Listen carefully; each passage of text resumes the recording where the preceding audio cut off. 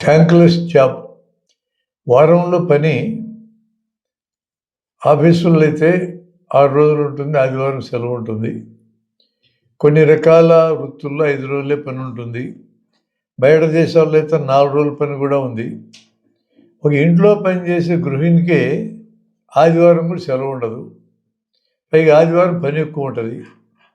అంటే పిల్లలు ఇంట్లో ఉంటారు, భర్త ఇంట్లో ఉంటాడు, మాటి మాటికి ఏదో ఒకటి తయారు చేసి మేపుతూ ఉండాలా. లేదా గెస్టులు కూడా వస్తారు ఒక్కొక్క రోజు ఆదివారం, ఆ రోజు పని ఎక్కువ ఉంటుంది.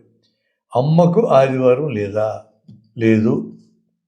ఇంకొక విశేషం ఏమంటే, ఇంట్లో పని మనిషిని పెట్టుకున్నామనుకో, ఊడ్చేదానికి ఇంత డబ్బులు ఇవ్వాలా, బట్టలు ఉతికితే ఇంత డబ్బులు ఇవ్వాలా, వంట వండితే ఇంత డబ్బులు ఇవ్వాలా, వ్యాక్యూమ్ క్లీనర్ పెట్టి ఇల్లు మొత్తం సరి చేస్తే, పుస్తకాలు క్లీన్ చేస్తే డబ్బులు ఇవ్వాలా.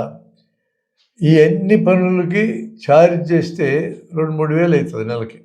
భర్త బయటికి పోయి పని చేస్తాడు కాబట్టి అతనికి జీతం ఇస్తారు. ఈ పనికి ఇంత జీతం అని.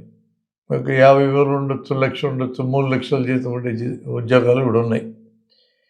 మరి రోజువారీ ఇంట్లో పనిచేసే మహిళలకి ఇప్పుడు నేను చెప్పిన పనులే కాకుండా పిల్లలకి వంట వండి సద్దులు కట్టి క్యారియర్లు పెట్టి స్కూల్కి పంపించాలా, ఇంట్లో బట్టలంతా మడతలే, పిల్లలు ఎట్ట పెడతారు పడుకొని పడేసిపోతారు, మడతలు వేసి పెట్టాలా, ఇల్లు నీట్గా పెట్టుకోవాలా. ఇంక ఇవి కాకుండా నేనేం దాటి కాస్ట్ లెక్కేయటం లేదు కావటం, కానీ భర్తతో కాపురం చేయడం అది కూడా పనే కదా. దాన్ని లెక్కేసామని ఎన్ని లెక్కేస్తే ఎంత అవుతుంది? ఇవన్నీ లెక్కేస్తే మినిమం 5,000 నుంచి 10,000 అవుతుంది.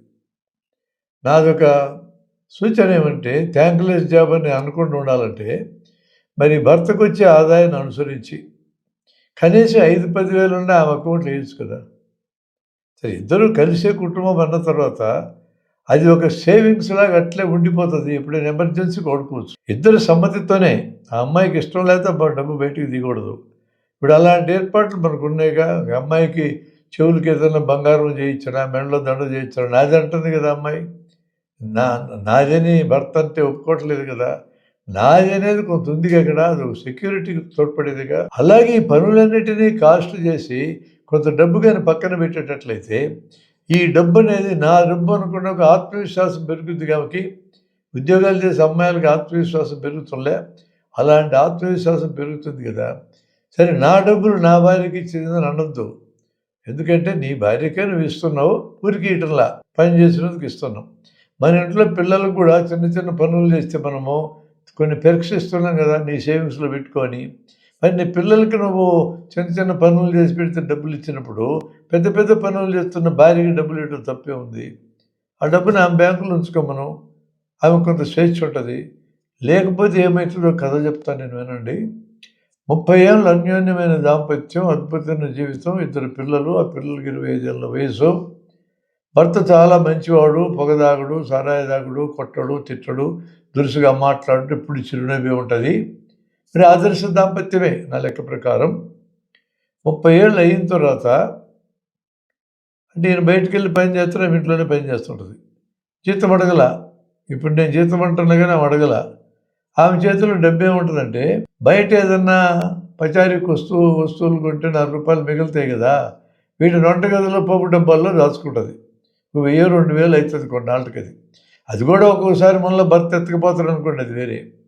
కానీ అంతే, ఆ డబ్బు మీద ఆమె కంట్రోల్ ఉండేది ఉండదు, వంటగది మీదనే కంట్రోల్ ఉంటుంది. ఒక రోజున ఈమె పుట్టి పెరిగిన పల్లెటూరు నుంచి ఒక ముసలాయన వచ్చాడు. ఈ ముసలాయన చిన్నప్పుడు ఈ పాపని ఎత్తుకొని ఆడించినోడు. చిన్న వయసులో ఉన్నప్పుడు ఈ అమ్మాయిని ఎత్తుకొని ఆడించాడు. వచ్చి అతను, నా మనవరాలకి పెళ్లి తల్లి, ఏదన్నా డబ్బు కొంత సాయం చేస్తావా అని అడిగాడు. ఆమెకి ఏముంటుంది, డబ్బు భర్త సంపాదన ఎంత ఉండని ఆమె కంట్రోల్ లేదు కదా. పప్పుల డబ్బా మీద ఆమె కంట్రోల్ ఉంది కదా. పప్పుల డబ్బాలోంచి 5,000 తీసిచ్చింది. సంతోషంగా ఇచ్చింది. వాడు సంతోషంగా దీవిస్తూ నమస్కారం పెట్టి తీసుకుని వెళ్ళాడు. అయిపోయింది ఆ ఎపిసోడ్ వరకు. సాయంత్రం భర్త ఆఫీసు నుంచి వచ్చినాక చాలా ఆనందంగా, నన్ను చిన్నప్పుడు ఎత్తుకొని పెంచిన లక్ష్మయ్య అనే అతను మా ఊరి నుంచి వచ్చినాడండి, మనవరాలు పెళ్ళంట, పోపుల డబ్బాలోంచి 5,000 ఇచ్చినా అని చెప్పింది. సంతోషంగా చెప్పింది. మెచ్చుకుంటాడు భర్త అనుకుందామే, ఎంత బాగా నువ్వు సాయపడ్డావు ముసలోడికని. ఆయన మెచ్చుకోకపోగా నాకు ఒక మాట చెప్పి ఉండకూడదా అని సీరియస్గా అన్నాడు. కోప్పడల, తిట్టల, అరసల, కొట్టల, కానీ సీరియస్గా నాకు ఒక మాట చెప్పి ఉండకూడదా అని అన్నాడు. ఈమె 2 రోజులు ఆలోచనలో పడ్డది. అసలు ఏంది నా స్థానం ఇంట్లో?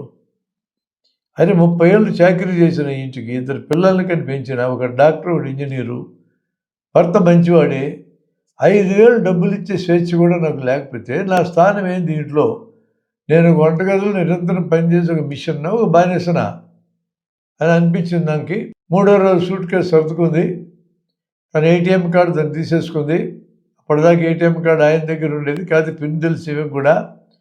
సూట్ కేసు తీసుకొని బయలుదేరుతూ ఉంటే కొడుకు వచ్చాడు. ఏమ్మా ఎక్కడికి పోతున్నా? ఊరికి అన్నాడు. కాదన్నది. మరి ఎక్కడికి అన్నాడు. కొంచెం టోన్ పెంచాడు. పోతున్నా అన్నది. ఈ లోపల 2వ కొడుకు వచ్చాడు. ఎక్కడికి పోతున్నావు అని మళ్ళీ అడిగాడు. ఇంట్లోంచి వెళ్ళిపోతున్నా అన్నది. అదే వెళ్తున్నావులే ఇంట్లోంచి, ఏ ఊరికి వెళ్తున్నావు అన్నాడు. ఇంటికి తిరిగి రానన్నది. ఈ లోపల భర్త వచ్చాడు. ముగ్గురు సీరియస్ అవుతున్నారు. మా మర్యాద పోతుంది, మా గౌరవం పోతుంది, బయటికి వెళ్తే అరుస్తూ ఉన్నారు. ఇప్పుడు ఆ గౌరవం తీసింది వీళ్ళు కాదు, అది మాట్లాడరు.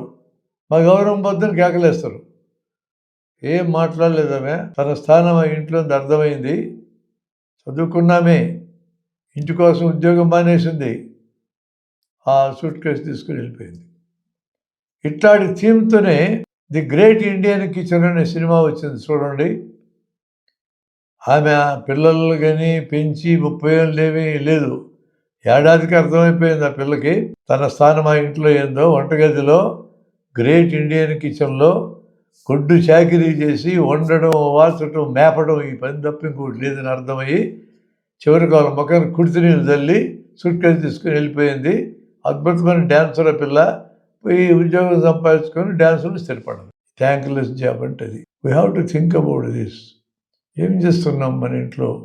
మన భార్యకు కానీ మన ఆడపిల్లలకు కానీ ఏమి సౌకర్యాలు ఇస్తున్నాం? మనం సమానత్వం ఏమి ఇస్తున్నాం? ఎన్నేళ్ళు చాకరీ చేసి కష్టపడితే కూడా ఒక 5,000 ఇవ్వడానికి కూడా అవకాశం లేని పరిస్థితిలా ఉంటే ఏ విధంగా మనసు గాయపడుతుందో మనం చూడమా?